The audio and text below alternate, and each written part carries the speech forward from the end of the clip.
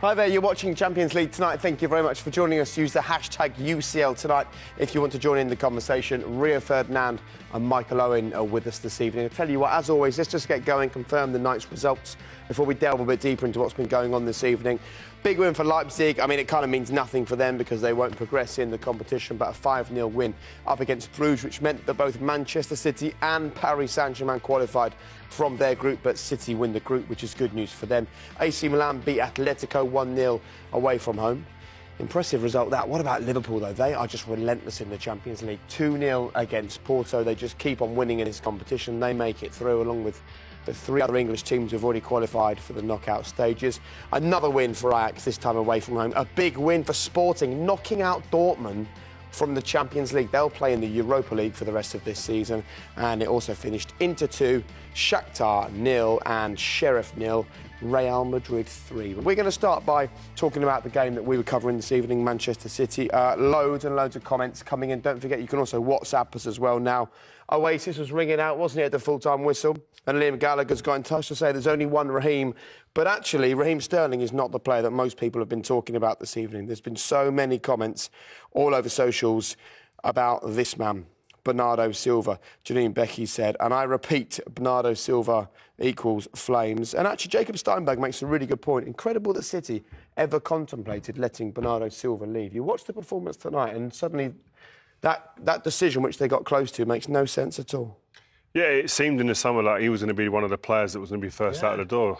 He wasn't too happy last season with the amount of game time he was receiving and wanted to go on to a new scene. But he's come back in, and it shows you it's about attitude, isn't it? Application, attitude, and making sure you put yourself in the perfect position to be able to perform. Got the opportunity now in his team, and you have to say this season, after Mo Salah, I think he's been the best player in the Premier League. He's been that good. Every time I've seen him in various positions as well, it's not just about playing in that attacking 8 position that we've always seen him. Today he plays in almost like the false 9. At Chelsea, I see him play as almost like a 6. He was phenomenal, and he's been great this year. I think he's a wonderful footballer. We see him around the box and laying on assists like this, and you've got to tip your hat to him. He's in fine form at the moment. He's having a fantastic season.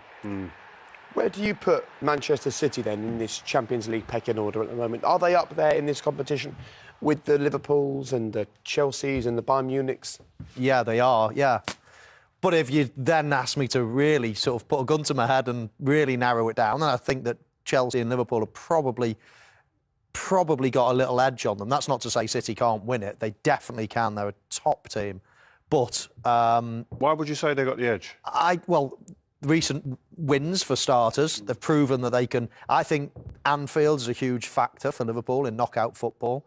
I think they're a little bit more robust and got a bit more know-how. I was going to say experience, and I don't think it's I think it's just a bit more. You know what I mean? It's the devilment, maybe. Yeah, and even if they're not, if Chelsea don't play perfectly, I still see them grinding out. If Liverpool have one bad result, I still see them coming back and battering someone at Anfield. I mean, English football is so far ahead at the moment of other teams, then City have got a right good chance of breaking their hoodoo. But if you really pinpointed, I'd say probably Liverpool and Chelsea a slight step ahead. OK, let's take the conversation on to PSG then, because there's been so much talk this week about Mauricio Pochettino. And there's one thing you noticed in this game where you sort of said to us in the green room before we came out here, you were like, yeah, at this point, it's 7 against 10 outfield players, really. This is just a short clip, but this, in a few seconds, is why I believe Paris Saint-Germain won't win and can't win the Champions League. People have been saying for years and years, Paris Saint-Germain will win it. I've never had them, and just watch this, how easy it is for Manchester City to get out. More so than how easy it is, if you just stop it here, I mean, there is not any, you know, in these 3 players here, there's not a will at all to run back. It's walking, it's jogging, and look at that. You've basically got, what, 9 players, is it, of Manchester City there? 8 players against the 7. You do the counting, Rio.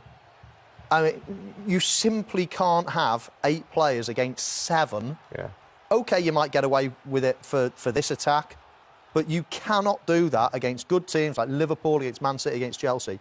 Look at the players that we've circled. They're only just breaking into their own half. There is no effort, no nothing to get back. And I'm afraid you can't be outnumbered like that against good teams and survive. And you know what? I've never, ever in my life played in a game where I've been here and I've been one of these players here.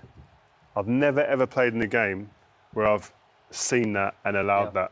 The best teams don't allow that to happen. As great as these three are, and listen, you can't deny the talent that these three have, but to win the big trophies, you cannot allow that to happen. Whether you're a player, a manager, you have to make more demands on people like We've seen it before, Jake. It's not just this example. I mean, when Liverpool battered Barcelona 4-0 at Anfield, it was the same situation.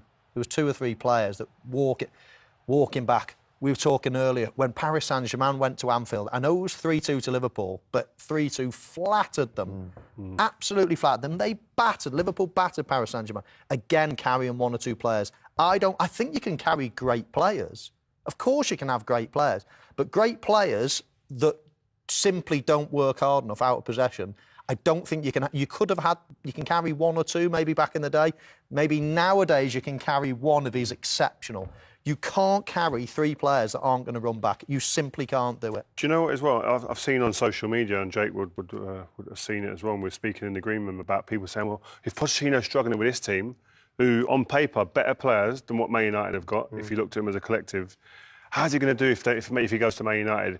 Is he the man? Is he not the man? But I think to counter that argument, I think you look at Thomas Tuchel, when you mentioned the game at Anfield, we were there and done the Thomas Tuchel PSG team against Liverpool.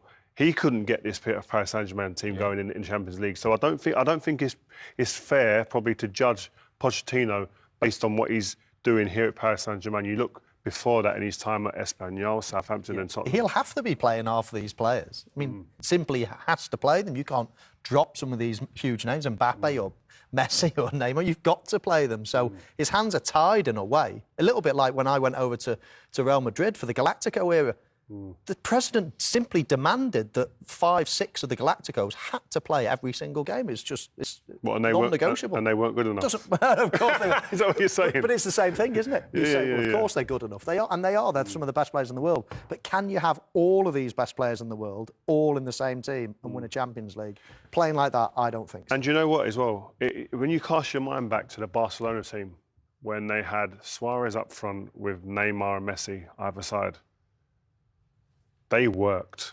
It wasn't like I watched them at Arsenal at the Emirates, and as much as I was on the edge of my seat looking at them in terms of the way they played with the ball, it was as much off the ball what they done as well. So when you have great players up front, and we talk about the front three there, this front three today for PSG, we talked before, you look at the Barcelona front threes, you look at the Man United in my time front threes, you look at other front threes all over different generations, you can get them working, but it's got to be demands put on them. You've got to demand it.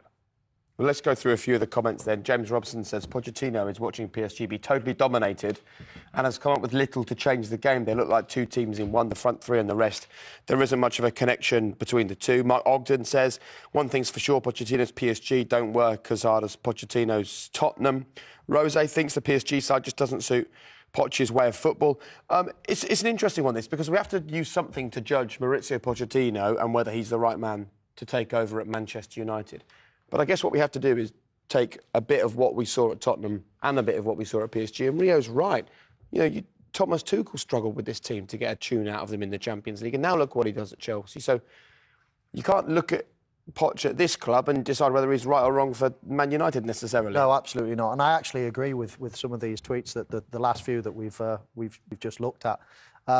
I actually think that Pochettino could probably do more with the Manchester United team than he can with the PSG team. What can you do with that PSG team? The players pick themselves, really. They're so good at players, they pick themselves. But whether you can mould that into a Champions League winning team, I'm sceptical about. Whereas at Manchester United, OK, they're probably not good enough at the moment to go win the Champions League. But I think you could really mould them into a far, far better and get much better results than they're currently getting. What about Erik ten Hag?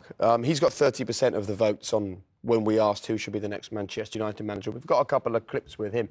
Do you think that he would suit the way United want to approach football? Is he the answer? I think every one of them people on that list, there's question marks and there's yes and no's to all of them. But I think with what you've been crying out for Man United, to see patterns of plays, to see an identity formed, a DNA, that goes again and qualifies for the latter stage of the Champions League. I don't know much about the manager. His teams certainly play well, so he's got to enter the reckoning. But of the 4 managers that we saw before, I think Pochettino is the most likely. I don't think Zidane at all. Yeah. He hardly speaks a word of English. I don't think he really wants to manage in cold, wet Manchester. He's kind of made that point already that he doesn't want to come to the Premier League, hasn't he? So I think he can be ruled out. I think Luis Enrique is a good option, but I think the problem you've got with Luis Enrique is a Spain manager, and the World Cup would be in the middle of the season, so I think that probably rules him out. Okay. Pochettino's a fascinating one, though, and they could have had him Ages for ago. nothing a few months ago. Now he's going to cost an absolute fortune to get him out of Paris Saint-Germain. And nothing's changed at Manchester United. It tells you everything about Manchester United, doesn't it? I mean, just out of principle, I don't know if I could do it. Anyway. That's my another principles story, getting isn't in it? the way. Exactly. We know all about them. Right, we're going to take a very quick break. When we come back, we'll continue the conversation. We will talk plenty more about this evening's Champions League action. We'll see you in a couple of minutes.